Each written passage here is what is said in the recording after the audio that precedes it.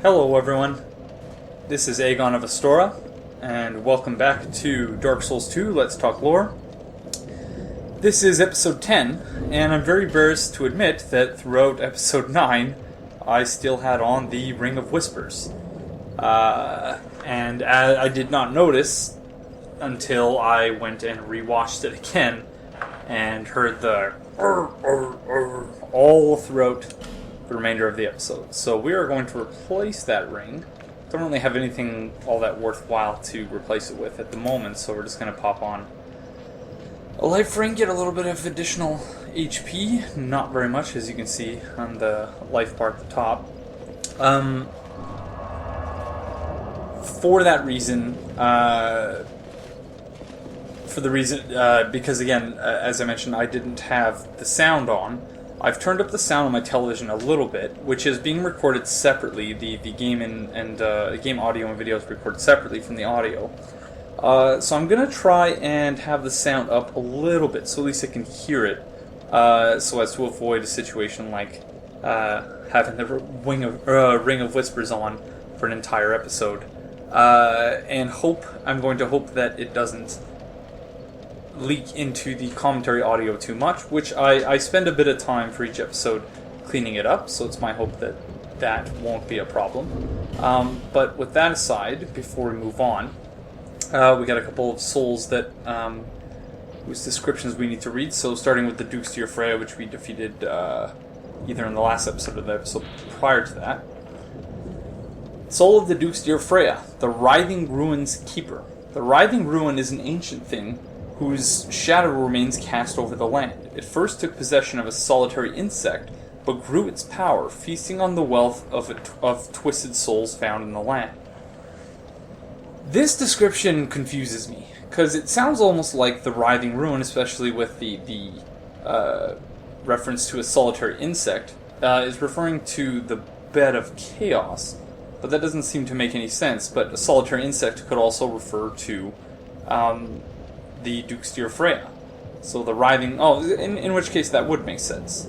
The Writhing Ruin's Keeper. So, yeah, not entirely sure what to make of that, but we'll leave that for now. Then also the Skeleton Lord, which we defeated at the end of the last episode. Soul of a Skeleton Lord, who reigned from deep within the Huntsman's Coves. The Old Iron King commanded the capture of all undead, but those charged with the task were overcome by the curse. Use the special soul of the Skeleton Lord to acquire numerous souls or to create something of great worth.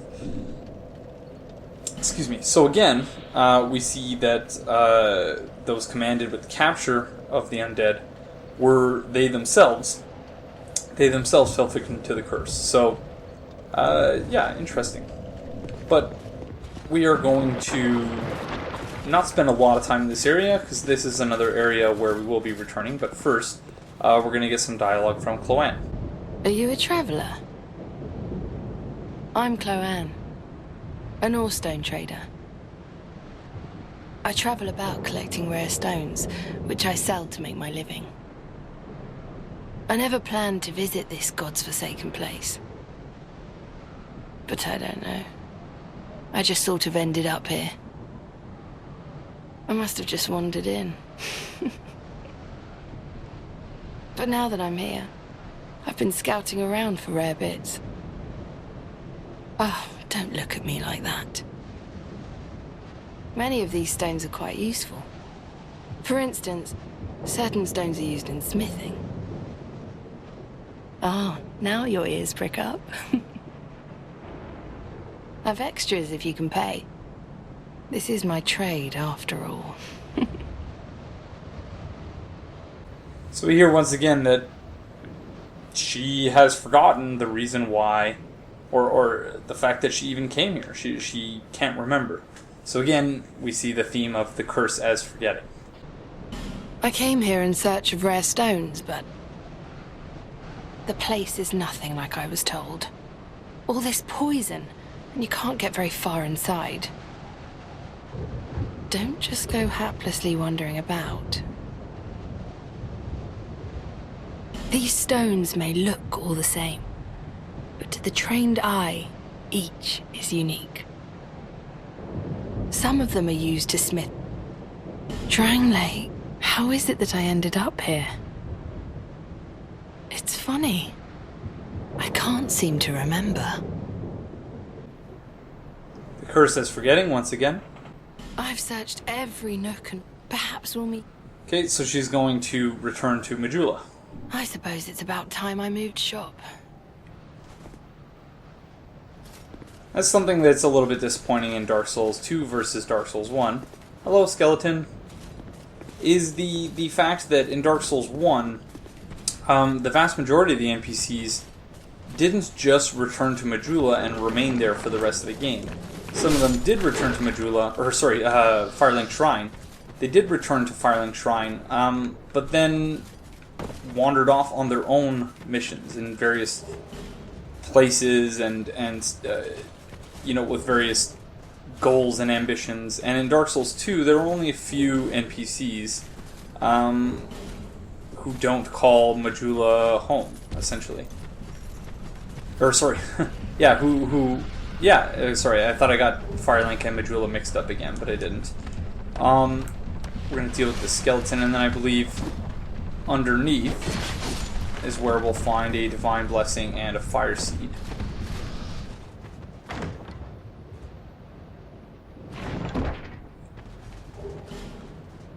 Doesn't seem to be any particular rhyme or reason as to why the Divine Blessings are distributed throughout the game as they are, but I could be wrong about that.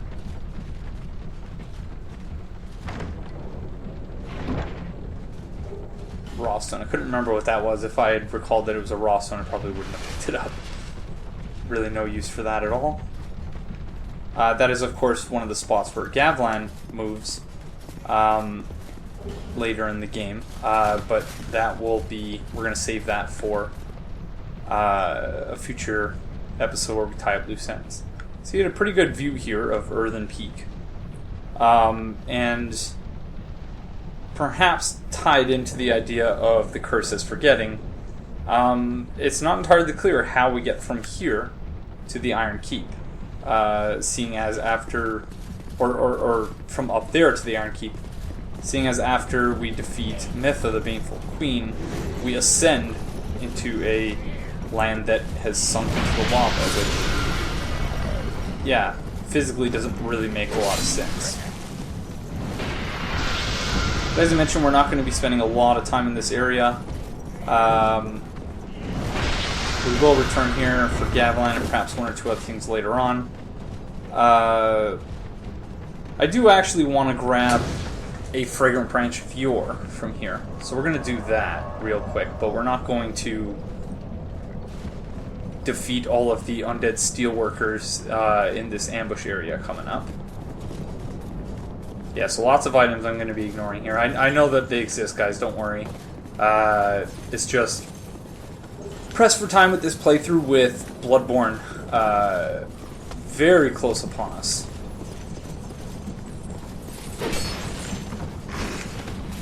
Oh, that was the wrong cave. Okay, we're going to have to lead some of these guys away from our destination. Hey fellers, there's some steel over here that needs some work.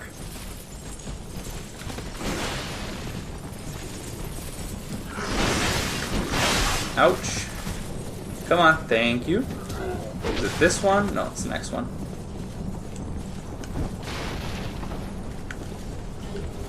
So, Titanite Shard and Fragrant Branch of Yore. We are also going to pick up an Estus Flash Shard here, which will be the 11th. I mistakenly said that the previous one we picked up was the 11th, and the reason for that is that that shard is usually the 11th that I pick up on the route that I normally take during these playthroughs, or during my regular playthroughs of the game. And I'm taking a bit of a different route this time in order to deal with all of the Lord Soul areas separately. Whereas normally I would jump quite a bit from one to the next. This time I want to keep all four of them not necessarily separate, because obviously there are connections between them, but to present a somewhat full picture of each before moving on to the next. And do we have... No, we don't have any poison here. That's fine.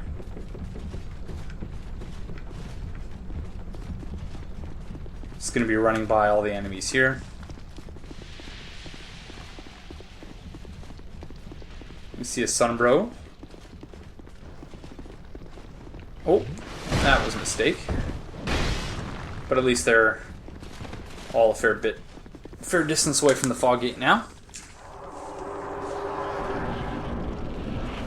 This is the Covetous demon. As his name suggests, found himself in this form because he coveted who is assumed to be the Mytha, the Baneful Queen. His love was unrequited, as I believe the item description will read.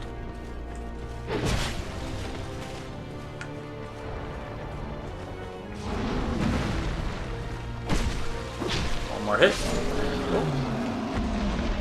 You see that there are also some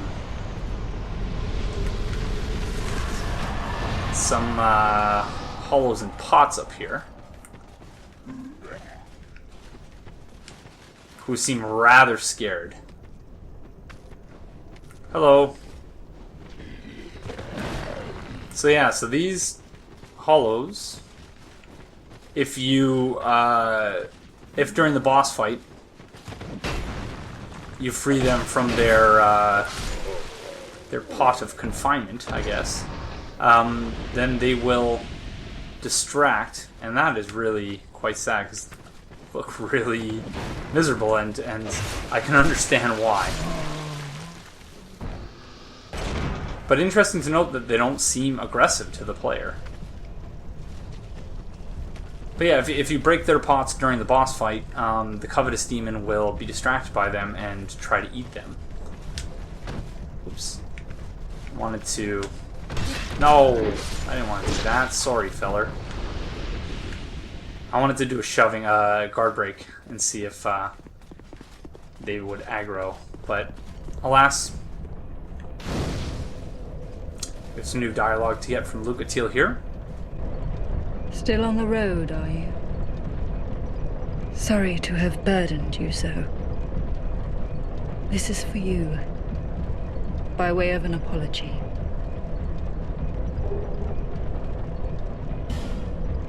I found my thoughts growing hazy. My memories are fading, oldest first. The curse is doing its work upon me. I am frightened. Terribly so. If everything should fade, what will be left of me? I had an older brother. We learned to fence together. He became the most decorated swordsman in all of Mirror. I never even compared to him. In fact, I never beat him. Not once. But then, one day, he was gone. Lost without a trace.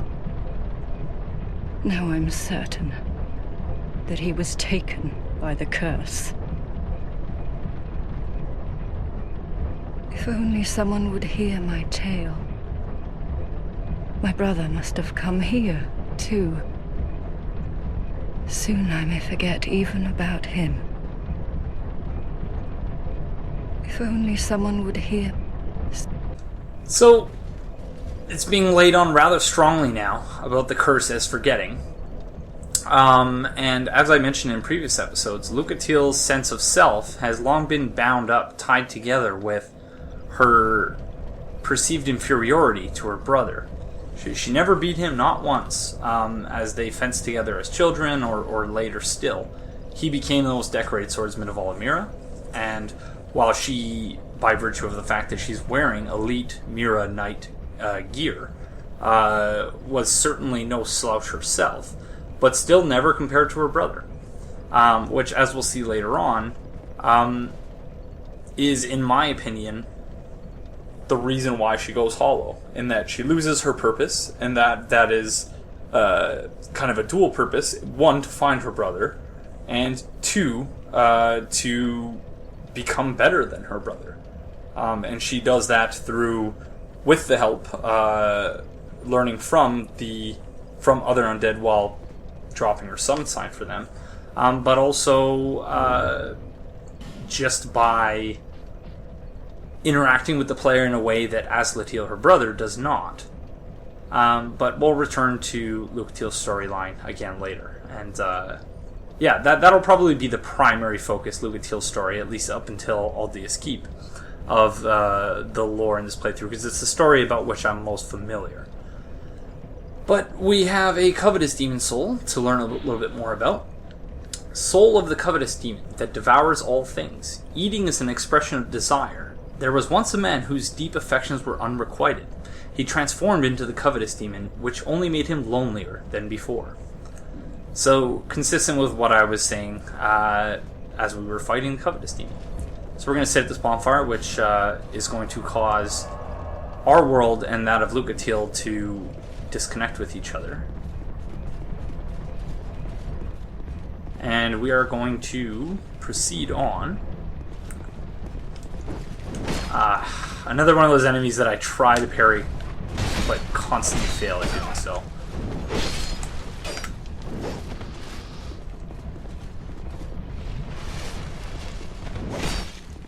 These guys have some interesting lore, so if we pick up any of their gear, we'll be sure to check that out.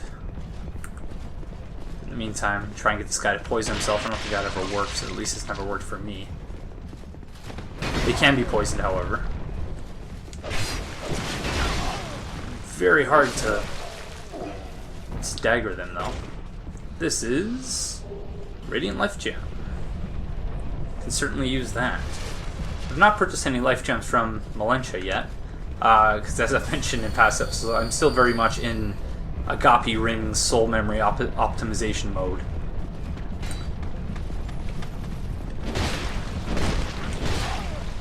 Oh, I thought I could escape him with those back steps.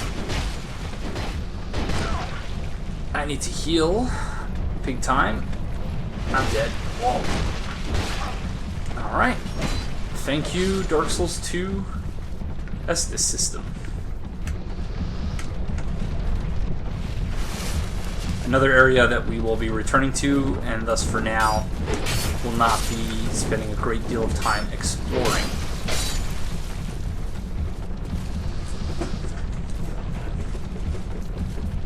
So just keep that in mind as we move forward at a brisk pace throughout this level.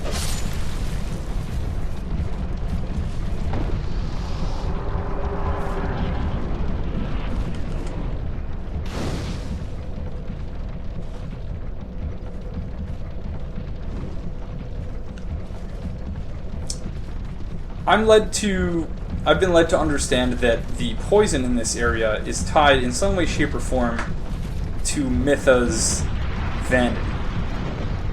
That doesn't quite explain why we can drain the poison, or at least much of the poison, in Harvest Valley by simply burning this windmill. Perhaps someone out there has a better idea of what that's all about, but I do not. It's got a couple black fire bombs there. Oh, I thought you were on the other side. Hello. We're going to pick up some spice here. Simpleton spice. The significance of which we will discuss in greater detail when we deal with Hyde's Tower of Flame and the Undead Purgatory. Shush! You idiot! Stay quiet! I'm on the run. Don't give me away. You're a fugitive too, eh? Yeah? Why else would you be here? It's got death written all over it. You want to climb down here? I can lend you a ladder. But, how much can you offer me? Why, yep, I'm trying to help you, you know. Have you no gratitude? Downright rude, really. But I've got a soft heart, so I let you off this once. What a greedy bugger. He says he'll let me off, but then he still asks for 2,000 souls, so... I'm not sure where this ladder comes from, either. All right. It'll be just a moment. He looks like he just pulls it out of his rear end, almost.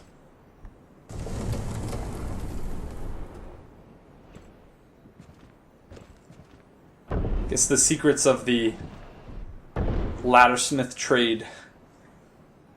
I understand why he wouldn't want to reveal Go on them. ahead. I won't offer this steel twice. Okay. Oh, what is it? What do you need now? Huh? We'll learn the prostration gesture from him. And we can buy... Actually, let's buy some aromatic ooze. Also buy the thief set from him. Nothing interesting lore-wise there. Reinforced club, familiar to anyone who's done a Soul Level 1 run in Dark Souls 1. In fact, all of these, everything he has is related to Dark Souls 1, or directly lifted from Dark Souls 1. Except for these items, of course.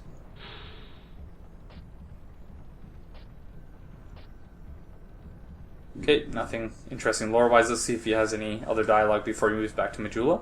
Psst. Have you heard? Well, apparently, there's this monster lady, right? And the poison, well, does wonders for her body. You know, the health and beauty and that sort of stuff. And I thought only human women were so petty. That creature, she was human once, you know? Yeah.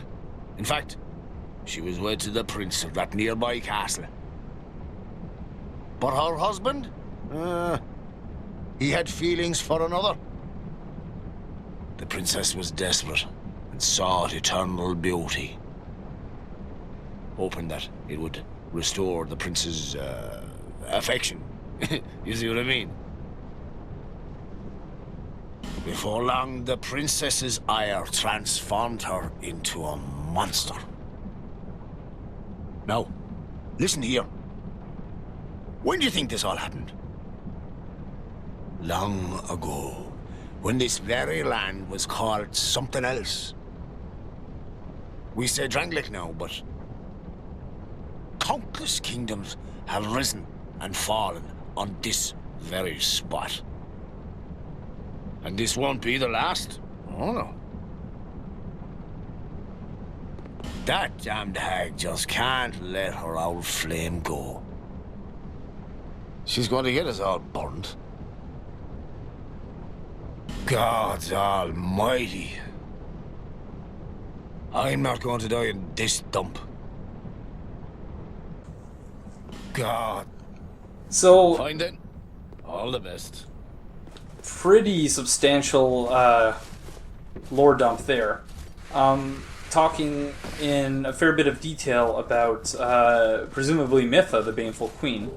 Not presumably, it's pretty obvious that he's talking about Mytha, the Baneful Queen, and her implied unrequited love for the Old Iron King. Again, it's another thing we're going to go into in greater detail later on. My cell phone ringer again being on. Sorry, I've corrected that. But yeah, kind of interesting. Oh.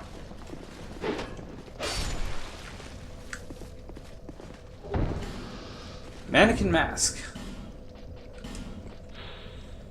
A fickle queen gave them life and tore off their faces. How else could she forgive those who dared gaze upon her? So, this is something that I didn't want to talk about, but Dark Souls 2 lore kind of bothers me in some ways in its portrayal of women as being vindictive and power hungry and just often lacking any virtues.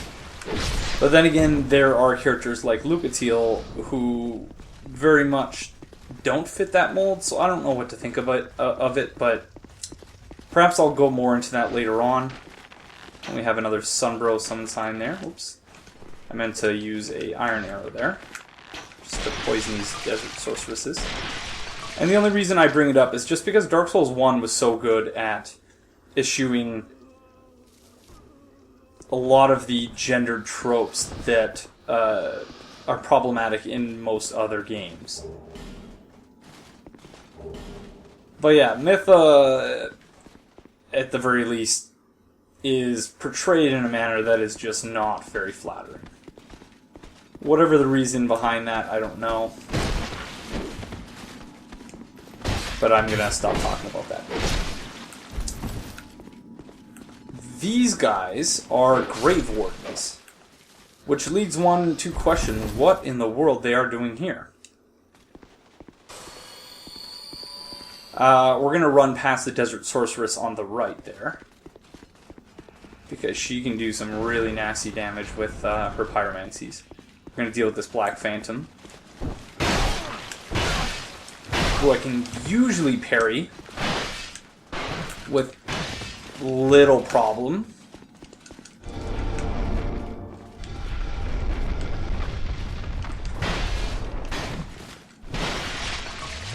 I think he just poisoned himself. Nope, not quite, but...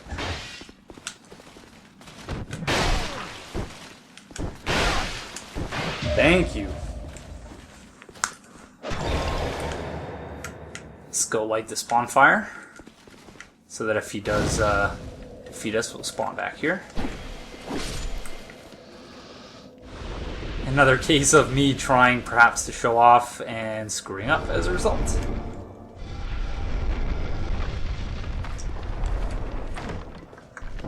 A couple of petrified somethings in here, or actually just one. I'm not going to deal with the Mimic that is there at the moment. Since we only have 2 Estus, we're going to rest. We are once again going to go right for the boss and not spend too much time in this area. For which, I should equip some of those aromatic ooze I just bought.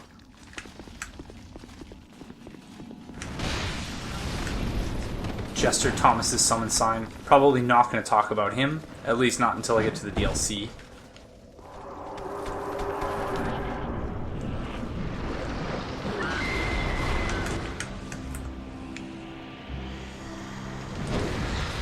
She can be parried. Let's see if we can do that. Oh. Probably have my shield equipped before trying to do that.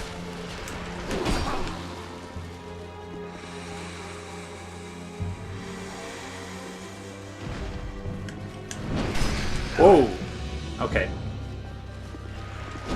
Very easily rename this playthrough accurately to Aegon of Astora trying to parry things and failing horribly.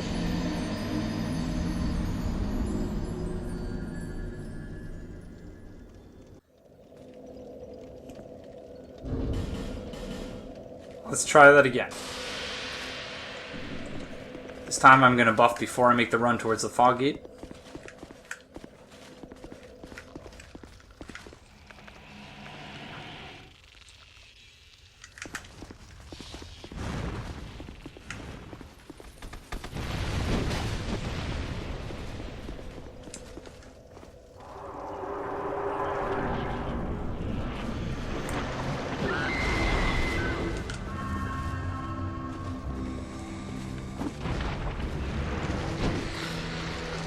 You can see, consistent with what Gilligan said,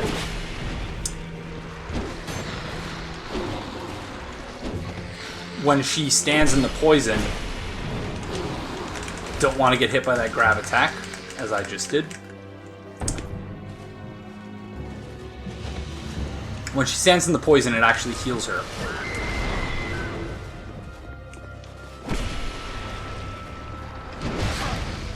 You see the green glow around her torso there. Come on. Some horribly mistimed rolls. Horribly timed Estus.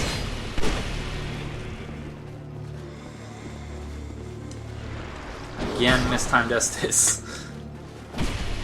Not my day today.